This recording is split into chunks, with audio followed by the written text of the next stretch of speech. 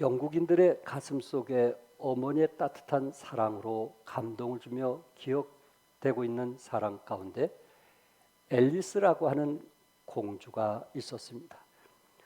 그녀의 딸이 디프테리아라고 하는 병에 걸리게 되었을 때 왕실의 주치 의사가 치료하면서 그 딸의 병은 디프테리아에서 점령성이 강하고 죽을 수도 있으니까 어머니는 가능한 그 딸에게 키스하지 말라고 이야기를 해 주었습니다. 그런데 한날 밤중에 딸의 고통스러운 신음소리를 듣게 되었고 그 순간 어머니는 잠에 깨었습니다. 딸에게 달려가 보니 고열로 헛소리를 하면서 엄마에게 안아달라고 하면서 그 어린 딸이 엄마 나 무서워 죽을 것 같아 나에게 키스 좀 해줘 라고 이야기를 했습니다. 그 순간 엄마는 사랑하는 딸을 안아줄 뿐만 아니라 어느 때보다도 깊은 키스를 해주면서 얘야 내가 너를 사랑한다 이렇게 말했습니다.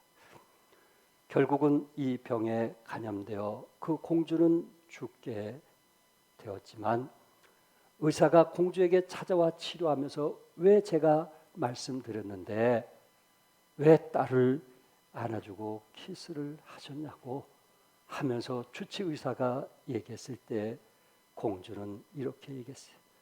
내 딸을 살릴 수 있다면 앞으로 10번이라도 키스할 것입니다 라고 대답을 했던 것입니다.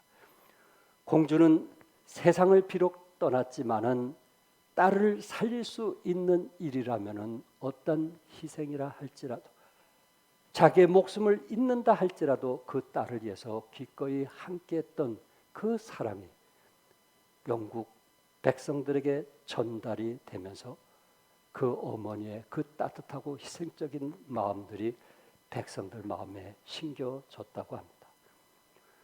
만일 우리의 구역이나 공동체에서 예수님의 이런 따뜻한 사랑을 보여줄 수 있다면 우리는 안디옥 교회처럼 그리스도의 제자라는 소리를 들을 수 있지 않을까라는 생각을 해보게 되었습니다.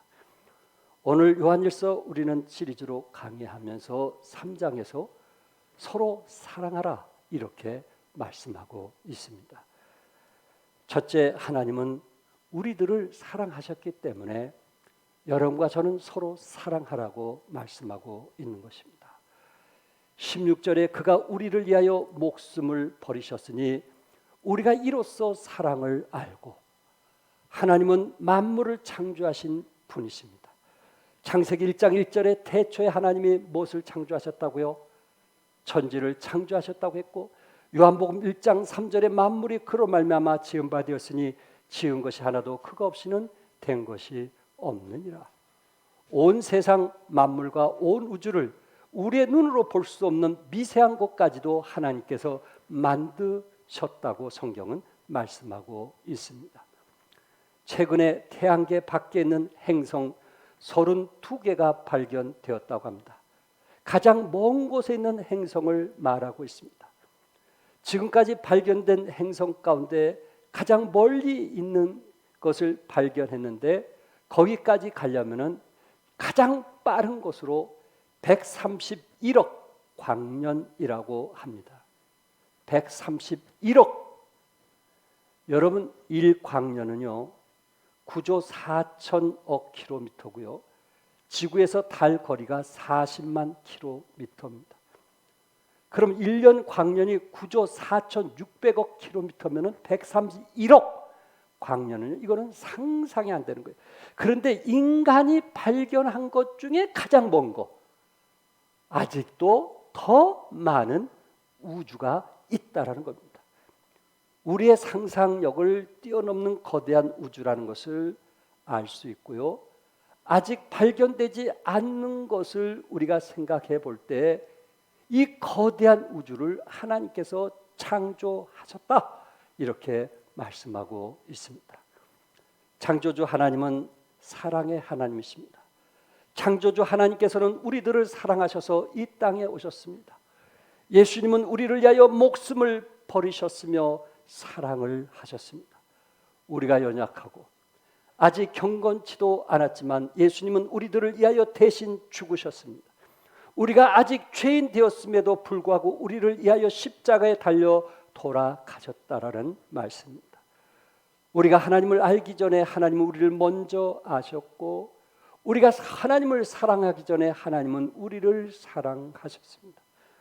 하나님의 사랑은 우리에게 자비와 은혜를 베푸셨는데, 로마서 5장 6절에서 우리가 아직 연약했을 때, 로마서 5장 8절에서 우리가 아직 죄인 되었을 때, 로마서 5장 10절에서 우리가 하나님과 원수 되었음에도 불구하고 주님이 우리를 위하여 죽으셨던 이유가 무엇일까요? 로마서 5장 9절에 이제 우리가 그의 피로 말미암아 의롭다 하심을 받았다. 여러분과 저를 뭐하기 위해서 죽으셨어요? 의롭다 하기 위하여, 거룩한 백성이 되기 위하여, 하나님의 자녀가 되기 위하여. 예수님은 연약하고 죄인이며 하나님과 원수되었던 우리를 구원하기 위하여 대신 어린 양으로서 오셔서 십자가에 돌아가셨다라고 말씀하고 있습니다. 예수님은 우리들을 사랑한다는 이유로 자신의 생명을 아낌없이 내어주셨습니다. 예수님께서 몸에 찔림은 우리의 허물 때문이요, 예수님의 육체가 상함은 우리의 죄악 때문이며, 예수님께서 징계를 받으시면 우리의 평화를 누리기 위한 것이고, 예수님께서 온몸에 채찍을 맞으시면 우리를 낫게 하기 위한 것이었습니다. 우리는 죄인이었지만은 하나님은 우리를 있는 그대로 뭐 하셨어요? 사랑하셨습니다. 우리는 아직 하나님과 원수였지만은 아들이신 예수님의 죽으심을 통해서 화목해 하셨습니다. 십자가의 사랑은 우리를 그리스도 안에서 의롭게 되었고 하나님의 자녀가 되었으며 하나님이 보시기에 존귀한 자가 되었습니다. 미국의 어떤 선교사가 중국에 와서 복음을 전했습니다. 요즘 코로나19라는 바이러스가 유행했던 것처럼 때마침 이름 모를 전염병이 유행해 수많은 중국인들이 죽어가고 있었습니다. 선교사님은 그들에게 복음을 전하면서 더 이상 이것을 볼 수가 없어서 그 바이러스를 유리병에 담아 백신을 만들기 위하여 미국으로 오게 되었습니다. 샌프란시스코에서 상륙하려 할 때 검역소 직원들이 방역을 위해 철저하게 승객들을 조사하고 있었고, 다른 방법을 발견하지 못한 선교사는 병균을 자신의 입에 털어놓고 유리병을 쓰레기통에 버렸습니다. 조금 뒤에 그의 몸에 병균이 펴지면서 열이 나기 시작했어요. 그는 급히 병원에 달려가 의사들에게 나는 지금 중국에서 번지고 있는 전염병에 감염됐습니다.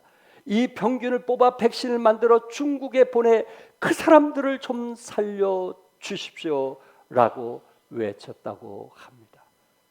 중국 사람들을 사랑했던, 예수님이 여러분과 저를 사랑했던 것처럼 한 선교사가 중국 사람들을 사랑하여 스스로 병균을 입에 넣어야만 되었던 선교사의 그 사랑의 마음. 두 번째는 하나님은 이웃을 사랑하라고 했습니다. 16절에서 18절 우리 같이 한번 읽겠어요. 시작.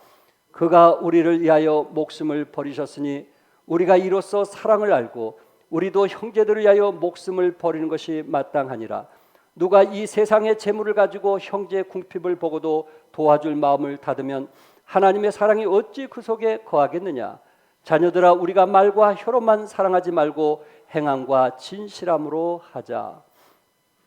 하나님께서는 우리를 사랑해 주시고 사랑을 받은 자들에게 앞으로 어떻게 사랑을 나누면서 살아가야 할지를 여러분과 저에게 말씀해 주고 있습니다. 한마디로 이웃을 서로 뭐하라는 거예요? 사랑하라는 말씀입니다. 수직적으로 위에 계신 하나님을 사랑하고 수평적으로 이웃을 사랑하라는 말씀입니다. 예수님의 크신 사랑을 받았으니 우리는 이웃과 함께 나누며 살아가라는 말씀을 하셨습니다. 요한일서 4장 7절에 사랑하는 자라, 우리가 서로 뭐하자 그랬어요? 사랑하는 자들아, 우리가 서로 뭐하자? 사랑하자. 사랑은 하나님께 속한 것이니 사랑하는 자마다 하나님으로부터 나서 하나님을 알고, 그렇구나, 사랑하는 자가 되었을 때 비로소 그 사람은 하나님께로부터 난 사람이구나. 이 사람은 진정 하나님을 아는 사람이구나. 하나님을 아는 사람, 하나님께로부터 난 사람은 어떤 사람이에요? 서로 사랑할 줄 아는 사람이라는 거예요. 서로 사랑하는 것은 서로 형제의 고통을 돌아보고 형제의 아픔을 같이 나누고 형제의 어려움에 동참하며 형제를 사랑하기를 원하신다는 것입니다. 사랑하는 성도 여러분, 닫혔던 마음의 문을 여시고 가장 가까운 아내를 사랑해 주시기 바라고, 또한 가족들을 사랑하시며 이웃들을 사랑하시고, 또한 개척교회를 사랑하시고, 김대균 선교사님이 이제 한국에 오셨는데 선교사님 부부를 사랑하여 주시고, 또한 파송된 20분의 선교사님을 사랑해 주시고 이웃과 함께 사랑을 표현하시기 바랍니다. 마음을 닫고 서로 간에 증오하고 쉬게 하며 분을 내는 것은 마귀가 즐기는 일입니다. 하나님은 사랑이시지만 마귀는 시기와 질투와 참수하는 자라고 성경은 말씀하고 있어요. 에릭 프롬 사회심리학자는 사랑의 기술이라는 책에서 사랑이란 관심을 갖는 일이요, 그의 인격을 소중히 여기는 일이요, 이해하는 것이며 책임을 지는 것이고 주는 것이라고 말하고 있습니다. 우리가 하나님께 속한 자로서 이웃과 사랑을 나누면 그것은 상대방에게 한 것보다 예수님에게 하는 것이라고 성경은 말씀하고 있습니다. 마태복음 25장에 하나님께서 모든 민족을 심판하실 때 결국 양과 염소를 구분하시겠다고 하면서 오른편에 있는 자들, 구원받은 사람들이겠죠. 창세로부터 너희를 위하여 예비되신 나라를 상속받으라. 창세로부터 너희를 위하여 예비되신 나라. 야, 1년 동안 지은 집도 멋있고 2년, 3년 동안 지은 빌딩도 아름다운데 창세부터 여러분과 저를 위해서 예비된 하나님의 집은 얼마나 아름다울까요? 여러분 상상이 가십니까? 우리 주님께서 내가 줄일 때 너희가 먹을 것을 주었고 목마를 때 마시게 하였고 나그네 되었을 때 영접하였다고 했습니다. 오른편에 속한 자들은 주여 우리가 어느 때에 그런 일을 했습니까? 자신들의 그 수고와 희생과 헌신은 잊어버리고 있을 때 예수님이 뭐라고 말씀했어요? 임금이 대답하여 이르시되 내가 진실로 너에게 이르노니 너희가 여기 내 형제 중에 지극히 작은 자 하나에게 한 것이 곧 내게 한 것이라. 지극히 작은 자 하나에게 한 것이 곧 누구에게 한 것이라? 내게 한 것이라. 내게 한 것이라. 사랑으로 하는 거예요. 품앗이를 뛰어넘어 사랑으로 하는 거예요. 불쌍해서 하는 거예요. 긍휼히 여겨서 하는 거예요. 품앗이를 뛰어넘는 믿음.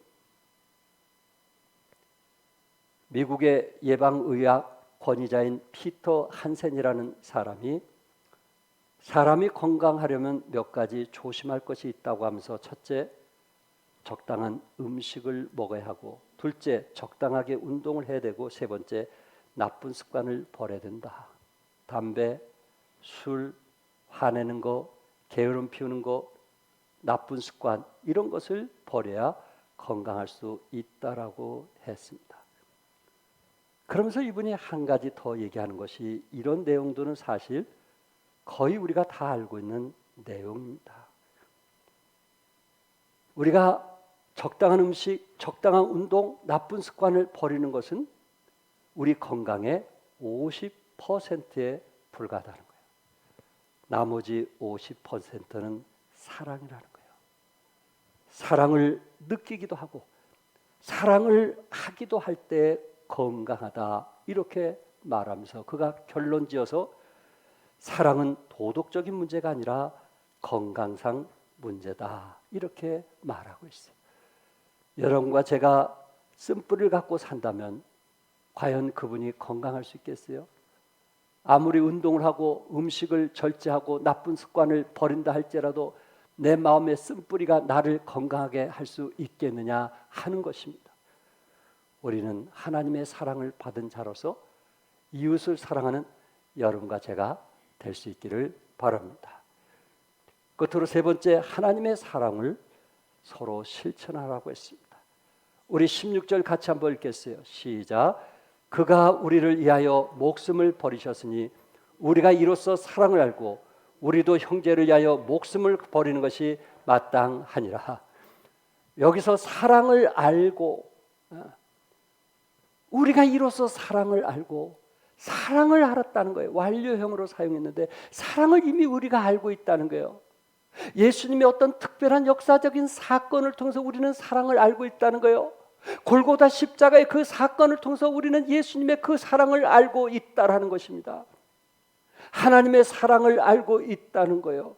하나님의 사랑을 알고 있는 사람은 어떻게 살아야 될까요? 형제를 위하여 목숨을 버리는 것이 마땅하니라, 이렇게 말씀하고 있어요. 여러분, 구제나 자선은 부자들만이 하는 것이 아닙니다. 예수님은 줄일 때 먹을 것을 주고 목마를 때 마실 것을 주고 나그네를 영접하고 벗을 때 옷을 입히고 병들었을 때 돌아보고 옥에 갇힌 자를 찾아보라. 지극히 작은 자 하나에게 한 것이 곧 누구에게 한 것이라? 나에게 한 것이라. 그 당시 2000년 전에 예수님이 이 땅에 계실 때, 예수님께서 이 말씀을 하실 때 이스라엘 백성들이 얼마나 가난하고 허기해지고 어렸는지 여러분 아시겠죠? 부자들에게 요구하는 것이 아닙니다. 줄인 자에게 빵 한 자국, 목마른 자에게 물 한 모금, 병든 자에게 한 통의 문 한 전화, 이것이 진정 사랑이 아닐까요? 우리는 하나님과 국가의, 사회와 교회, 그리고 이웃의 사랑의 빚을 졌습니다. 그렇기 때문에 이 사랑의 빚을 우리는 갚아야 된다고 하는 사실입니다. 그들에게 찾아가서 사랑을 나눠주고 진실함으로 관심을 가져야 합니다. 그들을 위로하고 힘이 닿는 데까지 도와줘야 할 것입니다. 가졌을 때 못 가진 자를 생각하고 먹을 때 못 먹은 자를 생각해야만 할 것입니다. 우리가 가지고 있는 남은 빵은 굶주린 자들의 것이요, 내 옷장에 입지 아니하는 옷은 헐벗은 자들의 것이요, 내 신발장에 아직도 신지 않는 구두가 몇 년째 그대로 있다면은 그것은 벗은 자의 것이요, 감춰둔 보화는 필요한 자의 것일 것입니다. 필요한 자에게 필요한 것을 공급해 주는 것, 이것이 무엇일까요? 그것이 진정 복음이 아닐까요? 이것이 진정 하나님의 사랑을 실천하는 것 아닐까요? 이번에 제가 필리핀 갔다 오면서 우리 사랑하는 성도님들에게 혹시 집에 있는 핸드폰을 달라고 제가 광고를 했습니다. 그래서 몇 분들이 핸드폰을 저에게, 쓰지 않는 핸드폰을 주셔서 그 핸드폰 한 열 몇 개를 가져갔는데요. 어떤 한 분이 그 핸드폰을 쓰더니 너무 좋다는 거예요. 자기가 가진 것보다 더 좋다는 거예요. 그래가지고 목사님들에게 소문을 내가지고 목사님들이 서로 달라고 해가지고 몇 시간 만에 다 가져간 거예요. 그러면서 갈 때마다 목사님 고맙습니다. 핸드폰 줘서 고맙습니다. 내가 너무 미안한 거예요. 너무 미안한 거예요. 우리가 못 써서 버리는, 우리가 사용할 수 없어서 집에 처박아둔 그 핸드폰은 필리핀의 목사님들에게 그렇게 귀하게 사용하고 있더라는 거예요. 여러분이 집에 둔 그것이 어떤 사람들에게는 더 가치 있고 의미 있게 사용되어지더라 하는 것입니다. 그래서 우리가 선교하는 거 아니겠어요? 그래서 우리가 후원하는 거 아니겠어요? 이석구 집사님을 만나게 되어서 서로 제 아내도 너무 기뻐가지고 또 같이 오신 분들도 너무 기뻐서 서로 악수하고 뛰면서 좋아했어요. 다 끝나고 제가 식사를 하고 나오는데 그분이 저를 기다렸던 것 같아요. 나오자마자 그분이 딱 앞에 서면서 목사님 고맙습니다 하고 인사하는 거예요. 이분이 연세대에 나와가지고 무슨 일을 해도 잘 안 될 때, 그 가족들이 저희 교회 나와서 섬길 때 우리 종암성서 침례에서 그때 쌀 돕기 운동을 해준 분들이 있어서 쌀도 갖다 주고 몇 번 그 가정에 찾아가서 도와준 일이 있는데 지금 30년 넘은 이야기입니다. 목사님, 그때 그것을 제가 잊지를 못합니다. 그 말이요, 제 마음에 얼마나 와닿게 하든지 여러분의 그 희생과 여러분의 섬김, 작은 것이지만 어떤 사람은 평생 마음에 두고 사는 사람이 있고요, 어떤 사람은 그 이상을 받았으면서도 감사하지 못하고 사는 사람도 있구나라는 생각을 해보게 되었는데, 여러분의 사랑의 손길 기억되는 사람이 있다는 거 꼭 기억하시고 우리가 이웃의 어려움을 함께 나눌 수 있기를 바랍니다. 이번에 김인환 목사님 오셔서 여러분의 사랑의 헌금에 대해서 너무 감사하다고 저에게 인사까지 했습니다. 사실 그분이 하하에서 수술 받을 때 의사가 죽을 것이라고, 죽을 운명의 준비를 하라고 사모님에게 얘기까지 했는데 참 우리 목사님들이 전국적으로 기도해 줬고 그분의 정말 회복을 위해서 기도했는데, 내 동백류, 이건 대부분이 동백류는 거의 터지면 죽게 되는 거예요. 하나님께서 기적적으로 살려주셔서 이곳에 와서 설교하신 것이 얼마나 감사한지, 사랑의 헌금 친구 목사를 대신해서 감사드립니다. 여러분의 따뜻한 희생과 그 사랑, 그분은 전달받았고 더 열심히 그곳에서 하리라고 믿습니다. 그런 이야기를 한다면 제가 너무 많습니다. 여러분들이 후원해 준 것을 갖고 저는 전달하면서 오히려 제가 칭찬을 받게 된데, 바로 그 영광은 여러분에게 있고 위에 계신 하나님에게 있음을 믿습니다. 복음은 기쁜 소식, 아름다운 소식입니다. 이런 사랑의 행위가 바로 그들에게 기쁜 소식이요 아름다운 소식이 된다고 한다는 사실입니다. 사랑하는 성도 여러분, 여러분과 제가 살아가면서 하나님의 사랑을 실천하는 것, 야고보서에서는 영혼이 없는 몸이 죽은 것 같이 행함이 없는 믿음은 죽은 것이라고 했고, 고린도전서 13장 2절과 3절에 또 산을 옮길 만한 모든 믿음이 있을지라도 사랑이 없으면 내가 아무것도 아니요 내가 내게 있는 모든 것을 구제하고 또 내 몸을 불사르게 내줄지라도 사랑이 없으면 내게 아무 유익이 없느니라고 했습니다. 그러므로 주님 오실 때까지 사랑하는 성도 여러분, 우리의 몸을 움직여 주시기 바랍니다.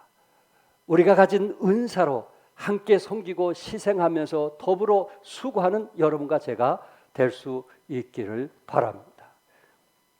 주님 오실 때까지 내가 너희를 사랑하지 너희도 이웃을 뭐하라? 사랑하라. 아멘. 이웃을 사랑하라. 로마서 5장 8절에 우리가 아직 죄인 되었을 때 그리스도께서 우리를 위하여 죽으심으로 하나님께서 우리에 대한 자기의 사랑을 확증하셨느니라. 이것이 성경이 우리에게 강조하고 있는 사랑입니다. 내가 좋아하는 사람을 좋아하는 거 누구나 할 수 있어요.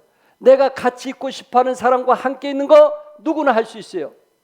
물론 그것도 사랑일 수 있지만은 진정한 사랑의 가치는 사랑할 자격이 없는 사람을 사랑하는 거, 사랑의 가치는 믿을 수 없는 사람을 믿어주는 거, 실수한 사람을 용서해주고 용납하는 거, 그것이 하나님의 사랑이 아닐까요? 사도 바울은 사랑은 오래 참고 모든 것을 믿으며 모든 것을 바란다고 말씀하고 있습니다. 언젠가도 말씀했지만 그리스도인과 세상 사람의 다른 점이 무엇입니까? 세상 사람들은 논리적으로 따지는 것을 즐겨합니다. 그러나 그리스도인은 논리적으로 따지는 것도 하지만 그 위에 용납과 이해와 용서와 사랑, 그 위에 이것이 없다면 우리는 그리스도인이라 이렇게 말할 수가 없습니다. 미국에서 교정 선교를 처음으로 시작하다시피 한 캐서린 로즈 자매의 이야기입니다. 그녀는 감옥에 있는 형제 자매들에게 복음을 전하고 사랑으로 위로하며 격려한 일에 헌신하였습니다. 그녀를 통해서 수많은 죄수들이 예수 그리스도를 믿고 변화되었습니다. 사람들은 그녀를 죄수들의 어머니라고 불렀습니다.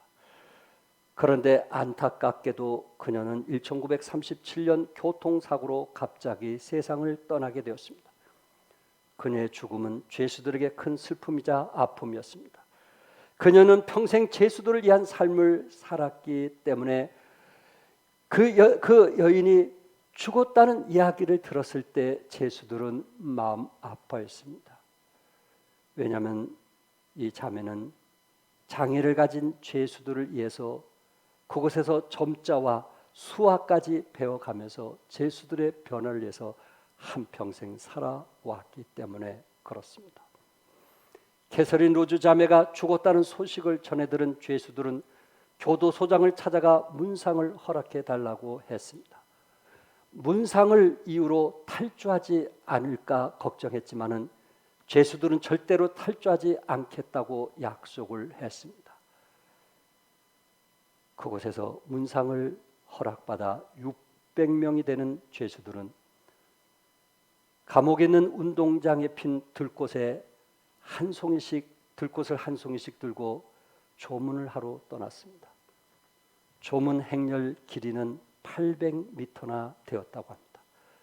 조문을 마친 죄수들은 한 명도 도망치지 않고 모두 정해진 약속 시간까지 교도소로 되돌아왔다고 합니다. 한 여인의 미친 역량이 이렇게 컸던 것입니다. 600명의 죄수는 교통사고로 죽은 캐서린 로즈에 대해서 죄수들의 어머니라 하는 닉네임을 붙여 주었습니다. 죄수들의 뭐라고요? 어머니. 한 여인의 희생과 섬김이 죄수들의 마음을 따뜻하게 했으며 또한 한 여인이 전한 복음을 통해서 죄수들은 구원받고 하나님의 자녀가 되었으며 또한 저들의 삶은 놀랍게 변화가 일어나게 되었던 것입니다. 여러분과 제가 이웃들을 위해서 공동체 지체들을 위해서 이 희생하는 그 사랑의 손길이 얼마나 아름다운 예쁜 손길인지 아시겠죠? 우리도 주어진 속에서 하나님의 사랑을 실천하는 생명 있는 그리스도인들이 되시기를 주님의 이름으로 축복합니다. 기도하겠습니다.